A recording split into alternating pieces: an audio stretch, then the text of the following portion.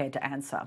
Now, returning to the passing of the hate crime legislation, the Greens and the Teals, excluding Allegra Spender and Rebecca Sharkey, all voted against the mandatory minimum sentencing amendments.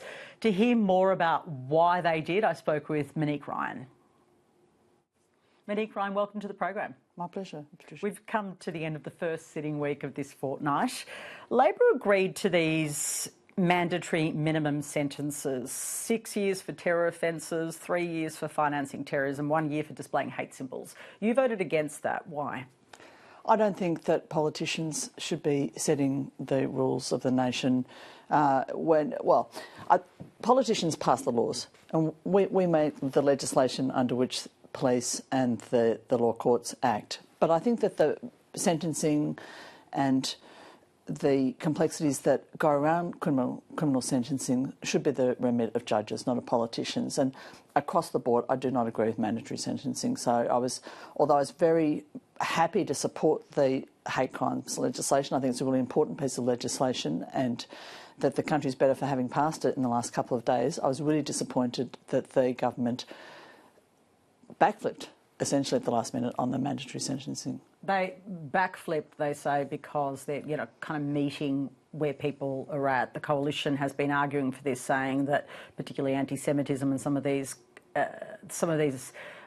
plans are so intense now we need to have a new standard. There is a concern that perhaps these types of crimes were not being treated seriously enough. What's your response to that? I mean, that it really sort of increases the seriousness in which we treat these crimes. I think we need to treat these crimes very seriously indeed, and that's why I supported the legislation that we passed this morning.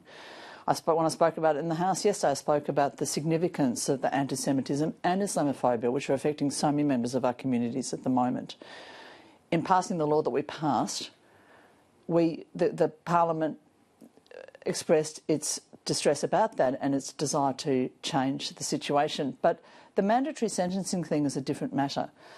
Labor itself has said in the past that mandatory sentencing impedes the independence of our judicial system, and that is against it. And for us to talk about a piece of legislation, debate it at length all day yesterday into the night, and then for the government to reverse its own position late in the evening and then not give us a chance to debate on that the following morning, it's deeply disappointing. It seems to me they might be reading the politics, and I'm looking at your own seat. You're already being targeted in some Liberal Party attacks for the fact that you didn't vote for mandatory sentencing. You are being painted as not taking these issues, including anti-Semitism, seriously enough. This will be used against you, right? Look, I don't think this is an issue where politics should get in the way of good legislation. And to be honest, I think that's what the government has done. I think that they have engaged in a race to the bottom on this with the Liberal Party. And it leaves you wondering what Anthony Albanese believes when we don't know what his own position is on something as important as mandatory sentencing. As the representative for Kooyong, I have to represent my electorate as best I can on the virtues of my values, and my values tell me that mandatory sentencing is not the best thing for our judicial system. So you're prepared to take a potential hit in your own electorate, because it will be used. I mean, if it's already being shared around, I'm imagining that'll only intensify in a campaign. People's representatives owe them the best representation that we can provide, and I have to vote in the Parliament in accordance with my beliefs and my values, and that's what I try to do, even if there could be a political cost to that to some extent. I want to move to another issue, the inquiry that Peter Dutton would like to see in relation to the caravan plot and why the Prime Minister wasn't informed at the same time or when he was informed. Do you think that's necessary to have an inquiry like that? I trust systems, I trust the judicial system, I trust the police, and I think it's important that we don't, as politicians, by our actions and politicise things in a way that calls into question the independence and the actions of the police and the judiciary. I think that Peter Dutton is politicising this. He thinks he's got on a winner. I think that most people would like to know that they're safe. They'd like to know that the police are acting in their best interests. They'd like to know that the AFP and the state-based police forces are acting effectively together. Whether or not they're involving politicians in that decision-making, I think I would be happy to defer that to the senior police people. It doesn't strike you as unusual that the Prime Minister wasn't told? I don't know if the Prime Minister was told or not. I'm not sure how those things go. But I don't think that Peter Dutton I should have clarified, really, told at the same time as Chris Minns. But I don't think we actually know what happened.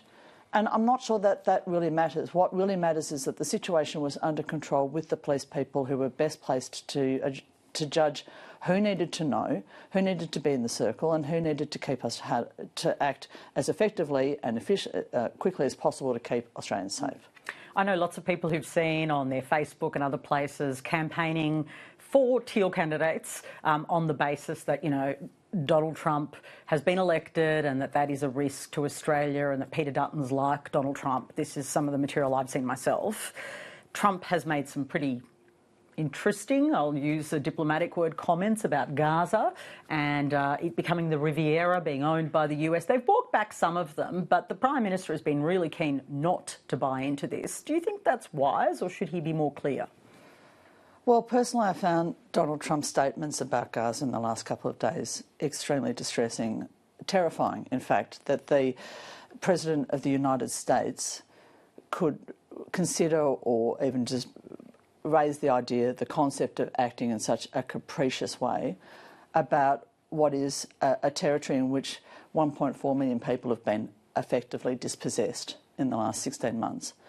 For those people who are trying to return home, to hear that the President of the United States is considering turning their home into a beachside resort is extraordinary. And I can only assume that the Prime Minister hasn't spoken about this in any depth because it's very hard to keep up with Donald Trump's pronouncements, and these apparent thought bubbles seem to come thick and fast.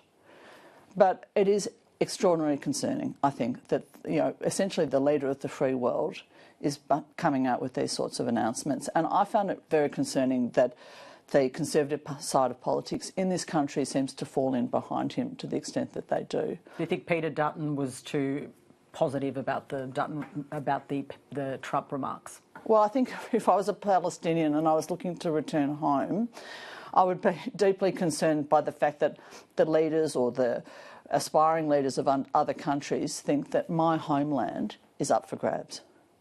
Monique Ryan, thanks for joining us. It's a pleasure, Patricia.